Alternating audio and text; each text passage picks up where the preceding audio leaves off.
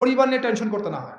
নামাজ পড়াবেন, তারাবি পড়াবেন, খুতবা দিবেন, দিনের প্রচার করবেন, আপনি তার পরিবারের দায়িত্ব নিয়ে নেবেন। পারবেন?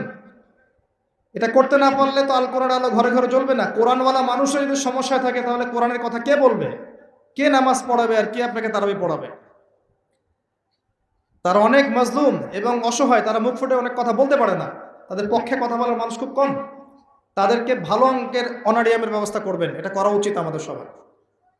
একটি ইমামের বেতন 5,000 10,000 টাকা, কিভাবে সংসার চলবে? সংসার চলতে পারে না।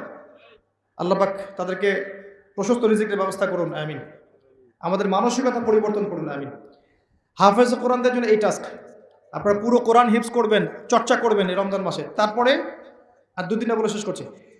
যারা কোরআন আমরা অর্থ জানি, টুকটাক অর্থ জানি, আমাদের কাজ হচ্ছে এই রমজান মাসে কোরআনের ব্যাকরণগুলোকে ঝালাই করা, আরবি ভাষাটাকে একটু ঝালাই করা, এবং বিশুদ্ধ তাফসিরকে নিয়ে পুরো কোরআন A to Z পুরো কোরআন 1 মাসের মধ্যে অর্থসহ পড়া। পারবো ইনশাল্লাহ?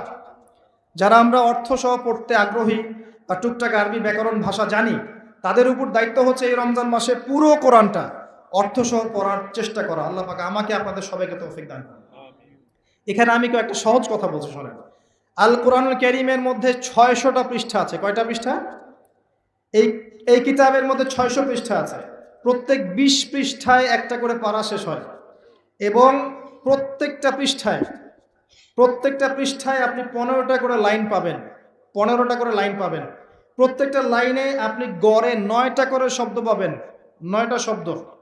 কোন লাইনে 10টা থাকতে পারে, কোন লাইনে 8টা থাকতে পারে। গড়ে 10টা শব্দ, 9টা শব্দ থাকবে। এবং এক পৃষ্ঠায় 135 থেকে 140টা শব্দ থাকে। কথা কি বুঝতে পারছেন?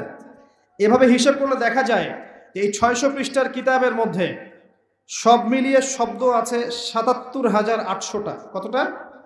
77,800টা, অ্যাপ্রক্সিমেটলি 78,000 শব্দ।